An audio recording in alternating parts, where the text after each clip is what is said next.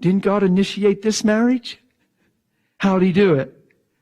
I love you. When you and me were getting it all wrong. Love you. And instead of going, why? Say, thank you. Man, you never saw me for where I've been. You saw me for what I'm created to be. And you paid a price to redeem a truth in my life. I give myself to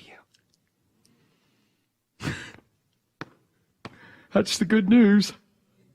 It's great joy. It's okay to be happy right now. Good tidings, great joy, all people. Yay. So guess who enters in? Believers. You say, well, I'm a believer. But what do you believe? You can believe he forgave you of your sins. You can believe you're going to heaven. Do you believe he loves you all the time? Do you believe that you have the identity of righteousness in his sight through the blood all the time? Do you believe you're holy, pure, and blameless and above reproach in his sight all the time because of Colossians chapter 1? Because if you believe that, it'll make a difference in your life, in your countenance, in your pursuit of him. I promise you, church, you will never pursue intimacy with Jesus unless you're settled on how he sees you first. If you see how he sees you, you're inspired to approach him with boldness. And you say, yeah, but you don't know what I did this morning. Yeah, but I know what he did when he rose from the dead, when he went to that cross. I know what he accomplished. I know what his blood speaking. And I'm not making light of what you did this morning. What I'm saying is, how did what you do this morning keeps you from coming to him? That's the reason you need to go to him. Yeah?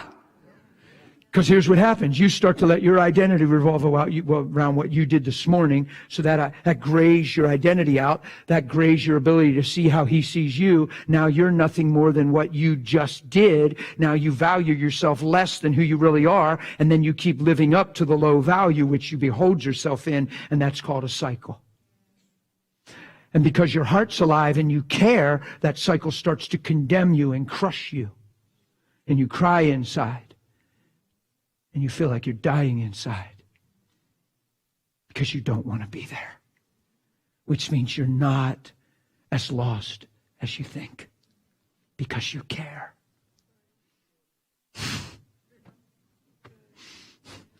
You couldn't condemn somebody if their heart wasn't pure, because it would have nowhere to land. They wouldn't care.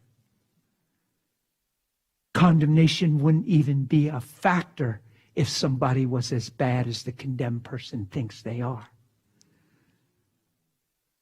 You wouldn't care enough to be condemned if you were as bad as you've judged. I know you've had people do this. They come to you and they tell you their stuff and they cry. And they tell you their secrets and their sins. And they're crying. You ever see that? Yeah. Oh, yeah. You know what I tell them? I say, man, I'm sure excited to see how the gospel's purifying your heart. And they go, purifying my heart? Didn't you hear what I just said I did? Well, I heard what you said you did. We'll talk about it in a second, but I see who you are, and that excites me. And if we're not careful, we're going to miss something here. You're going to start letting what you did be who you are instead of what he did be who you are. Because the fact that you're crying and you care, this thing's about to break in your life. Unless you identify yourself through it instead of him. I'm excited for you. And they go, woo! And they usually cry because they want to believe. Why do they want to believe? Because they're alive right here. And the devil would love to change their mind. You've seen that before. Boy, I've seen it. Woo! See, man, I'm so excited to see how pure you're becoming. Who knows my buddy Todd White? You guys, some of you know him. He called me one day, crying his eyes out. He said, I blew it, man. A couple weeks into him getting baptized, it was a week or two, he said, I fell, man. So what do you mean you fell? I used last night, dude. I got me stuff, man, and I used. And he's tore up. Such a failure. Oh, man, I'm going to let her down. I'm going to let God down. I'm going to let Jackie down. You're such a failure, man. I said, well, let me ask you something. When's the last time you cried over using? And he got real quiet. And all of a sudden he went,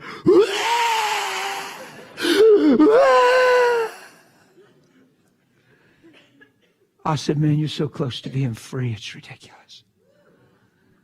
I said, you ain't a drug addict, you're a child of the living God. And I said, let me talk to you about righteousness.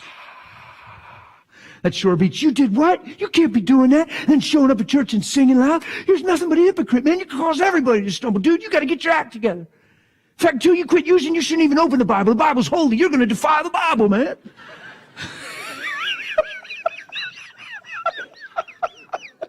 There's some counsel out there that's pretty close to that. Get it straight and come to him. Instead of come to him and he'll get it straight in you. So I just told Todd, I said, that's amazing. Your heart's changing, man. I said, you're closer than you realize to being free. And I explained a little bit to him. It's not that you're saying it's okay to use. You're explaining why it's happening. And this thing's trying to encroach on his value. So he uses, he feels like he failed, so now he believes he's a failure. How good are you going to do believing you're a failure? What's the fruit of your tree going to look like when the roots are marked failure? You write failure on your roots, what's your fruit going to look like? And then you weigh and inspect the fruit, and then you reassure the root. So the fruit's guaranteed, the root remains the same. That's called a cycle. That's destroying people that have good hearts on the inside. Jesus comes and says, a good tree can't bear bad fruit. And we go, see, can't be a good tree. He ain't a good tree. He's a bad tree, see? Bad fruit. Good tree can't bear bad fruit, so can't be a good tree, has to be a bad tree. That's what people do. But he turns right around and says, a bad tree can't bear good fruit. A bad tree can't bear good fruit. You say, no, wait a minute. Not everything on my life is a throwaway. There's some things God's really done and changed. And man, I see a few bad and nasty apples that need to be plucked, but not everything in my life is a throwaway. God's been doing a work in me. Now I'm really confused. A good tree can't bear bad fruit, and a bad tree can't bear good fruit. What in the world am I? Because I see a mix of both. You know what the problem is? When he's talking, all we're hearing is fruit. So we become fruit inspectors. And the fruit is a secondary noun in the sentence, if my English is right. The primary noun of the sentence is tree. He's talking about the tree the whole time, and all we hear is fruit. A good tree can't bear bad fruit. A bad tree can't bear good fruit. The tree is the primary noun. The whole subject of the sentence is the tree, and all we're doing is assessing fruit. What's he saying? If you know who you are, your life will reveal it. If you're not sure, your life will reveal it. Therefore, make a tree good. Tell people who they are now that he came, and their fruit will be good. Don't say shape up. If you love him, you won't do that anymore. Don't tell people that.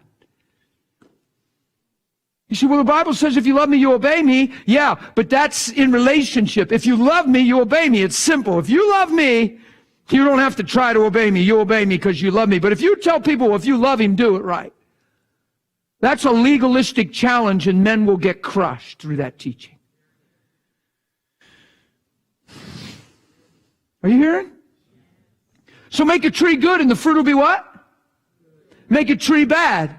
Fail to tell people who they are. Identify them through their failures, through their tendencies, through their cycle. You try to evaluate them and identify them through their weakness, and guess what they'll be? Exactly what you say they are. You make a tree bad, and the fruit will be bad. But man, I read Isaiah, and he says,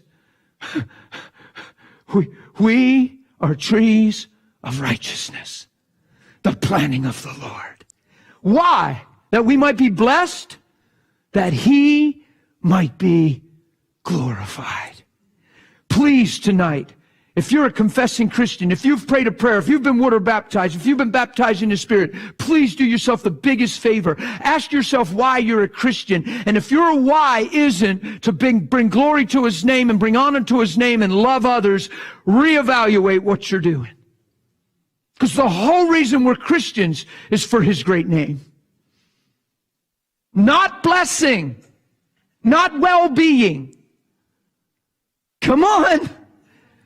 You're not just here to be protected and provided for. You're already all that. You've already won. You're never going to die. You'll never be judged for your failures. You'll be judged for His victory. We are already in. Yay! You're like somebody could bust through that door and not like what I'm saying and go boom, boom, boom, boom, boom, and I slide down these steps. Don't cry too hard. And don't pick it. I get so concerned. I say, man, if persecution ever hits this country, I hope we're more prepared to do something in Jesus than picket and protest. We're so good at standing for our rights, proving we didn't die too much. He said, love your enemy.